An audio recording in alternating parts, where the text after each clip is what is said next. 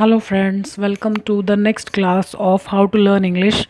आज फिर हम डिग्रीज़ के बारे में थोड़ा और जानकारी लेने की कोशिश करते हैं। So let us start.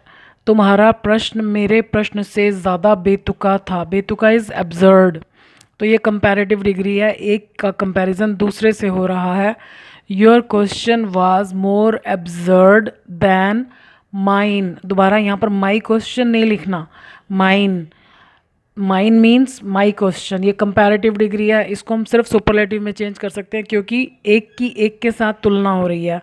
सो ये पीछे से शुरू होगा। माइन जब यहाँ आएगा तो वो माई क्वेश्चन में चेंज हो जाएगा, क्योंकि जब भी हम किसी चीज़ का जिक्र फर्स्ट टाइम करें तो तब तो हमें पूरा बताना पड़ेगा। अगर हम यहाँ माइन लिख देंगे तो क्या पता चलेगा किसकी बात हो रही है। तो माई क्वेश्चन वाज।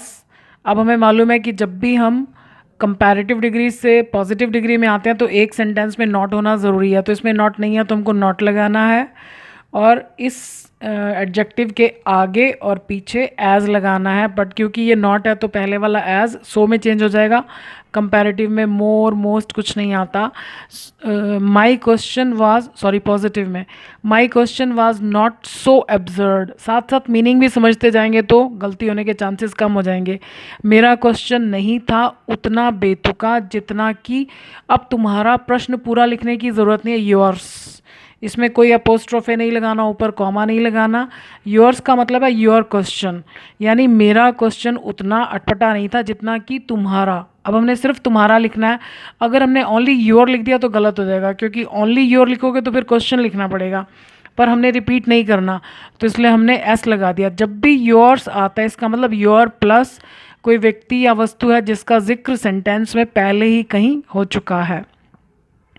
पहली परफॉर्मेंस लास्ट वाली से ज़्यादा अच्छी थी। Comparative degree, the first performance was ज़्यादा अच्छी, बेटर दैन द लास्ट। दोबारा परफॉर्मेंस लिखने की ज़रूरत नहीं, हमने कहा ना वाली, लास्ट वाली।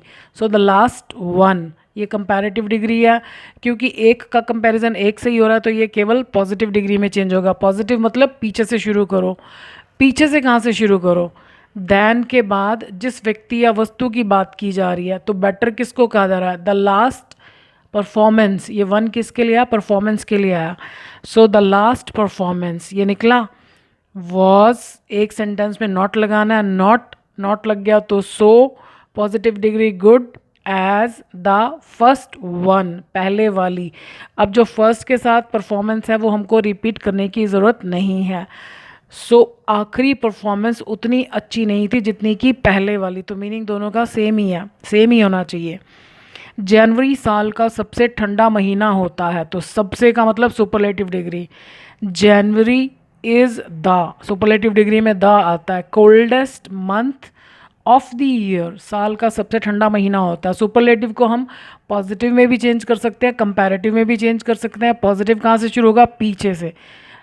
कहाँ से पीछे से? एडजेक्टिव के बाद हमको सीधा उस नाउन के पास जाना है जिसको हमने कोल्डेस्ट कहा, तो मंथ को कह रहे हैं हम। तो इसके बाद जो कुछ भी है वो सारा स्टार्टिंग में आएगा।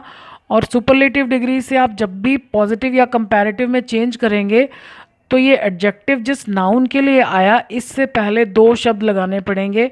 अब पॉजिटिव में आप क्या लगाओगे? No other, no other. उसके बाद ये सारा ऐसे कैसे लिखना है? मंथ ऑफ द ईयर, यानी ये निकला सब्जेक्ट, तो ये सारा सब्जेक्ट की जगह आ गया।